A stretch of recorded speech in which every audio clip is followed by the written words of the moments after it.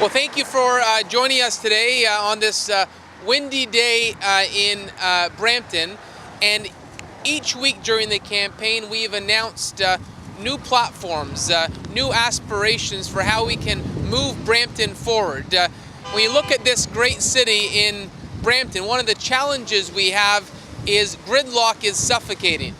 Moving anywhere in Brampton is a challenge. And if you want to get businesses to grow like we have today with the Canadian metal cutters, if you want to have industry that can grow in Brampton, you need to have transportation corridors to get product to marketplace. But it's also about quality of life. It's about the ability for families to move around the city, and in Brampton that is lacking today. And so today we're announcing a transportation action plan to how we're going to get Brampton moving again. I want to thank Elaine Moore, longtime city councillor, for joining us today. She was a big contributor to the Brampton 2040 vision that contains part of the roadmap forward as part of the solutions for how we're going to make sure we beat back the gridlock that is suffocating Brampton every single day. The first point I wanted to highlight is we need to get our fair share of provincial and federal dollars. I am tired of this city being forgotten. You look at Scarborough with the $3 billion assistance for other levels of government when it comes to their transportation plans, and yet the LRT is going to be 1/10 of that, the proposal that our mayor was willing to settle for. Other communities have demanded more, and Brampton pays the same provincial and federal taxes as everyone else. The difference is the Scarborough politicians were loud and they were heard, and that's why they're getting their subway. In Vaughan, they were loud and they were heard, and that's why they're getting state-of-the-art transit. We've heard crickets out of Brampton City Hall, and we've accepted secondary support. We've accepted peanuts compared to what other municipalities are getting, and I say enough is enough. Brampton's going to demand its fair share, and frankly, the provincial and federal government, they need Brampton. No one's ever formed a majority government without winning seats in Brampton. They need Brampton, and it's about time that the federal and provincial governments do more than simply come here at election time. We want them to deliver real investment for the city of Brampton. We don't deserve second-tier transit in the city of Brampton, and to have settled for something, essentially a one-stop, extra stop into the downtown with LRT proposed by the mayor, would be accepting inferior transit to what other communities were getting. It would have caused a traffic mess, and it is a much cheaper version than you're going to be seeing in communities like Vaughan and Scarborough, and I'm not going to stand for Brampton being treated as a second-class citizen. The second thing I wanted to point out today is the essential importance of getting two-way, all-way go. I was about to say my fiance Genevieve, but she's now my wife. My wife Genevieve goes into Sick Kids every day on the GO train. We live near Gage Park in downtown Brampton, and like many Brampton residents who commute, I can tell you the GO trains are packed. It's difficult to find a seat. The service isn't as regular as it could be. We need to have two-way, all-way go desperately in Brampton, and that would be a top priority as mayor. The last point that I wanted to highlight on our transit plan is, and this is something that Elaine worked so hard on, I want to thank Elaine for this, is element number 4 of the transportation and connectivity aspect of the Citizen Developed Brampton 2040 vision document. That element 4 is a great pathway forward when it comes to transit. Unfortunately, the current mayor of Brampton has abandoned that element of the Brampton 2040 vision, And that's short-sighted because we can't ignore these transit issues. So the 4 points highlighted by Elaine and the Brampton 2040 vision were: 1, to strike an active mobility charter stewardship committee to work closely with the city staff as we work towards creating neighborhoods where transit, walking, and cycling are developed as realistic options. It's all connected. Number 2, take a leadership role in the region to push for a complete streets concept as a foundation of infrastructure planning, where streets are designed to be people-friendly and environmentally compatible with residents' day-to-day living. 3rd, help to organize and support an independent Brampton Friends of Transit citizen group that will support City Hall in its advocacy efforts to improve transit in our city and region, articulating the interests of transit users to all involved in the transit planning. And lastly, move forward on the planning and consultations needed to move the citizen developed Figure 8 loop transit line concept forward. That's all a great roadmap for the city of Brampton.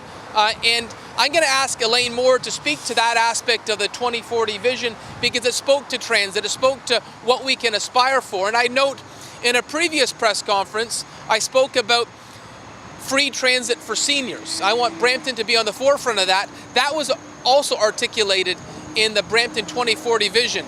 The long-term plan for the city was to have free transit for our residents. Well, we're starting that ball rolling by making the commitment there'll be free transit for seniors over the age of 65, and that was a previous announcement on transit. But Elaine, if you want to add a few words in as well.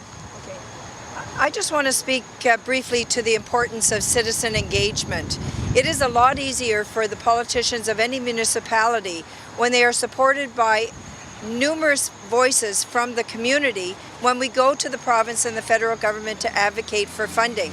I've often said that politicians are easy for other politicians to ignore, but the voices behind us, and 13,000 people participated in the Vision 2040, that is a lot of consultation, that's a lot of buy-in, and that's a lot of voices that the federal and provincial governments need to listen to when we are asking for our fair share of funding for transit and other initiatives that improve the quality of life for our citizens here in Brampton.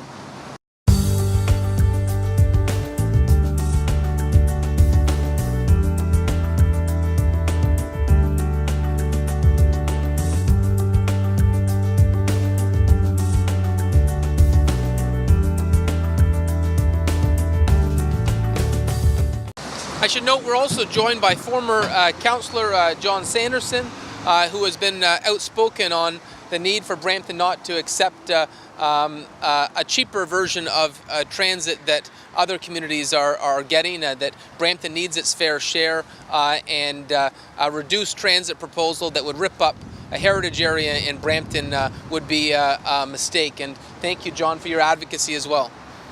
Now, Kim from our team has copies of the press release, and she can distribute those to you. But this is really about getting Brampton moving, having a plan, having an action plan on transit and combating gridlock. It is going to be part of Brampton's revival of getting Brampton back on track, is to make sure we can combat gridlock and not settle for having these long commute times. So on that note, I'd be happy to take any questions. Yes? Yes, you talked about changing the city infrastructure to be more pedestrian-friendly and a bunch of other things. Does that include things like lane reductions, bike lanes, anything else like that?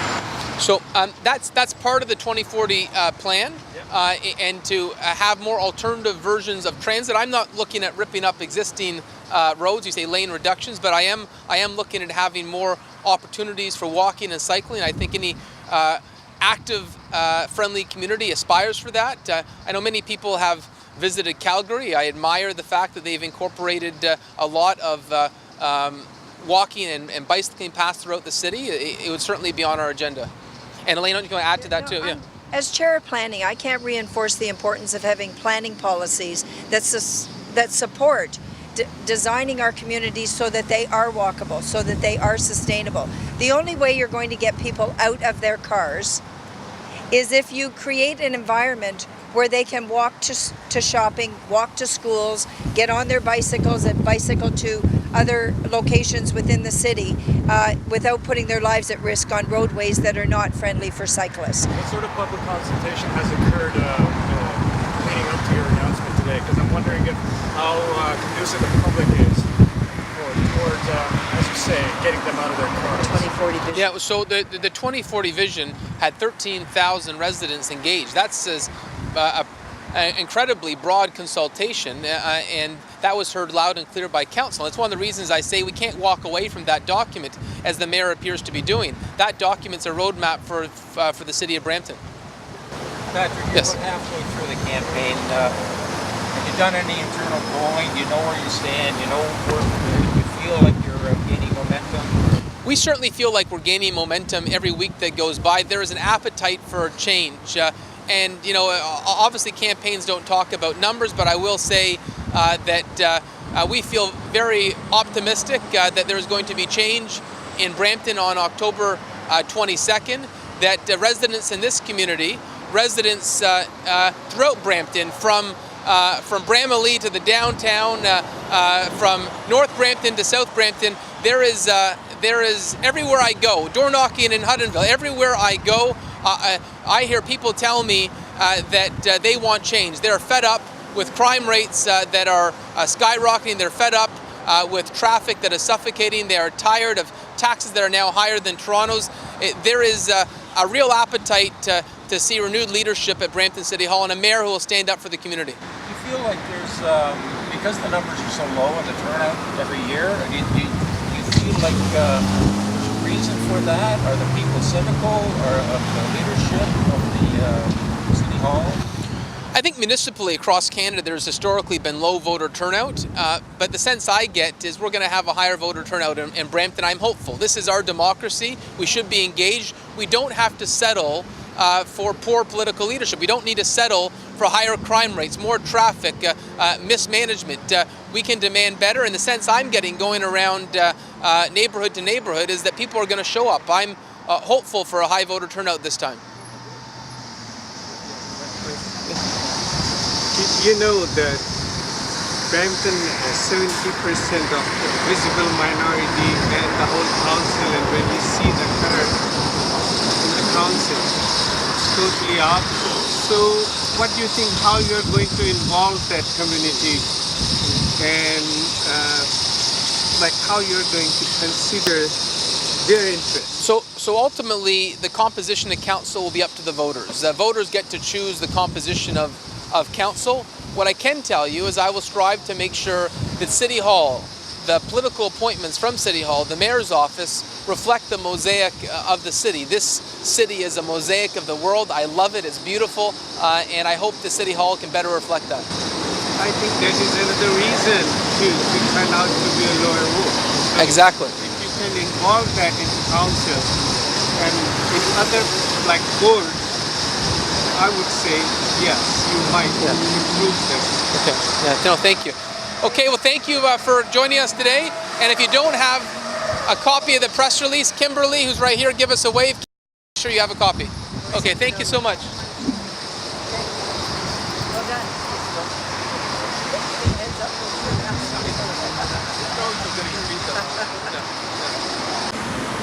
Yes, Patrick, Yes. I would like to ask a few Yes, questions. yes. First, welcome to the race. And my question is this is majority of 70% people are the visible minority, and most of them are Punjabi community, and that's what we represent here on EAWAS, Indian and Pakistani community. So how you're going to involve those community into your council? Because what happened is the way we see, it's not like fair representation there. So yeah, Well, that's ultimately, the composition of council is up to the voters. The voters get to decide who goes on city council. What I can control is the mayor's office, political appointments out of City Hall, and I'll make sure that it's reflective of the city. I want City Hall to reflect the beautiful mosaic of cultures that is Brampton. of course, and the decision-making process, like how you think you can involve the community into those planning and decide what we are going to deal with these issues. Like we have population is living into poverty mostly, which is not fair. We have 13,000 people on the wait list for affordable housing. 13,000, going up 13% a year. I've spoken about that. I've had a press conference just on the growth of poverty. I'm certainly going to tackle that. And in terms of cultural communities, they'll be at the heart of my team. They are right now. It's I want to make sure that every community has a voice at City Hall. And public transit is always the key. And like you mentioned, just about how you're going to improve, like that 2040 is excellent I don't know why the program. mayor has abandoned the 2040 vision. It's a path forward for transit. I would note that I was very happy to announce a few weeks ago free transit for seniors. If I'm elected mayor, free transit for all of Brampton's seniors. We have our seniors that love to use the parks. They love to go around. Let's give them transit to make it easier to go around the city. Thank you very much. Thank you.